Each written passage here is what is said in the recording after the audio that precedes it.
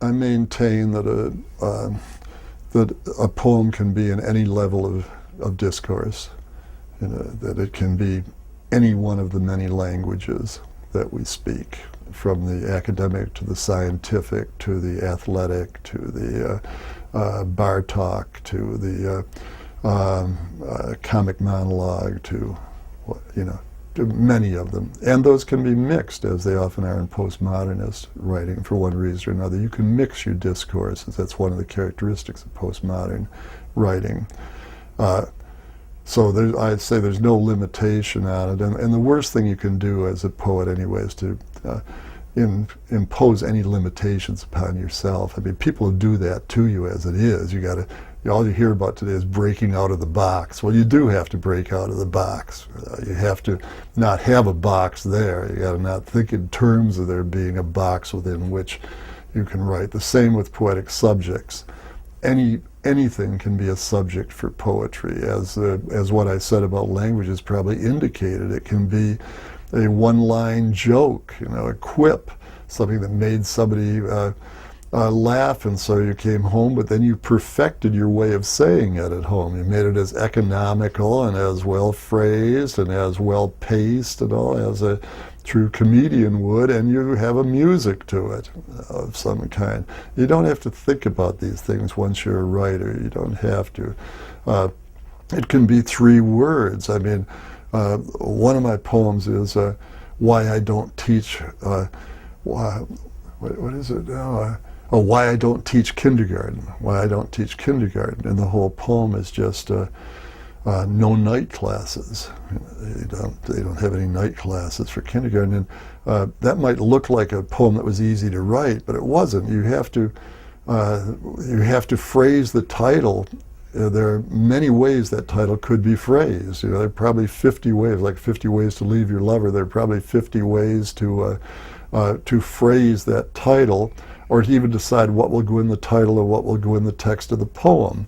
And then in the response to it in the poem, No Night Classes, you start out much more wordily and probably cut down to it then from a much more wordy thing. So your mind is processing, like a computer. So it's processing all of these different ways of saying it, and maybe you're writing some of them down and crossing them out. But it isn't something where it just comes right out. It could once in a while, and things are more apt to occur to you quickly in their final versions the more experience you have as a writer. And so when students in class say, as they often do you really think the poet had that in mind when he wrote that, or the short story writer, or whoever they're studying? Do you really think he meant to put that symbol in there or anything? He didn't have to. He didn't have to mean something, or think about it, or even be aware of the sound effects, which you then analyze with the students to show them the sound processes of poetry. And there are ones like what I call the modulation of similar vowel sounds that I don't think they're even technical poetic glossary for yet, or term in the glossary for. The world is charged with the grandeur of God. There are terms for alliteration and for assonance and consonance and rhyme and internal rhyme and all that. But is there a term, there may be in linguistics, for that movement around in the mouth and the throat of Earl, Arj, Anj, Odd. World is charged with the grandeur of God and all. And yet that is the music that I'm talking about, even more than the iambs, that the world is charged with the grandeur of God, which is not perfectly iambic, by the way. Now that I read it over, I see that. But yeah, humor, very strong influence on my work, and a very strong element in it, I hope. Even in some of my most serious poems, I think there are probably touches of humor, and it may be the discourse that I'm most associated with by others. In fact, I think some of the fans of my early work get irritated with me when I'm more serious in my later work.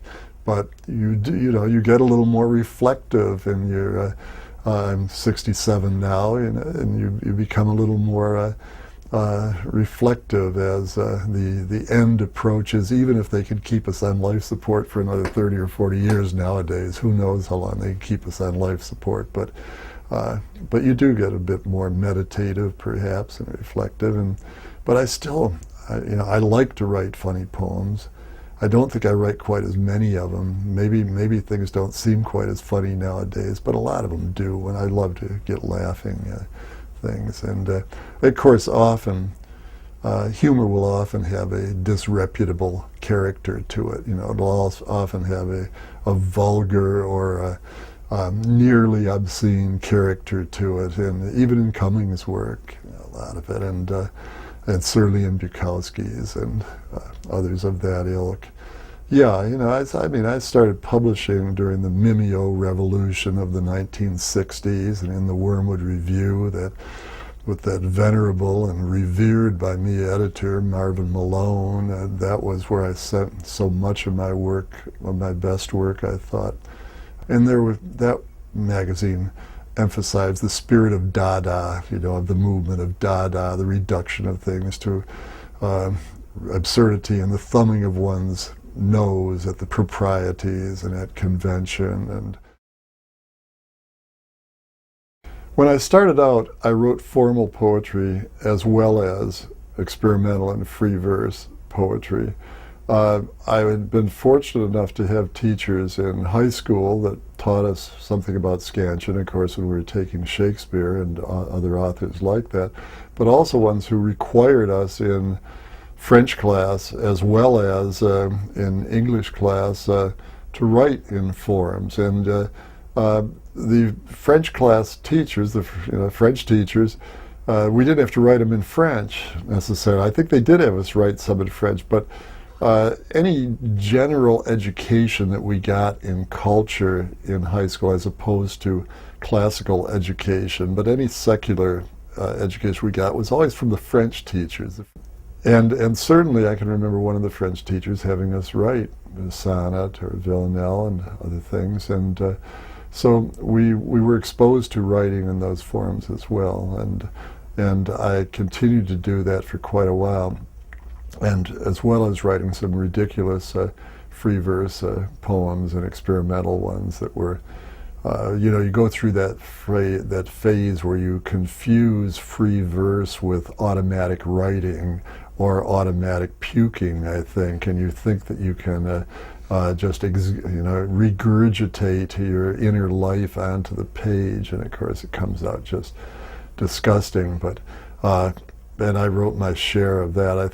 But I did start out writing those. Then I moved through a phase of writing poems that are in what are called pseudo forms, and I think a lot of people write those nowadays. In the New Yorker places, you'll see poems that look like they're regular quatrains, but they don't have the ordinary rhythms. They're just shaped like quatrain poems. They're shaped like a sonnet, but they're fairly unscannable in terms of the traditional metrics. So I went through that period, and you do pretty well with those. I mean, editors like things that look like they're poems, for some reason. And so these things looked like poems, and I started getting some of those published. But eventually I moved on more to poems that just found their own form, which is what projective verse by Charles Olson said. The essay on projective verse by Charles Olson says that the subject matter should always determine the content.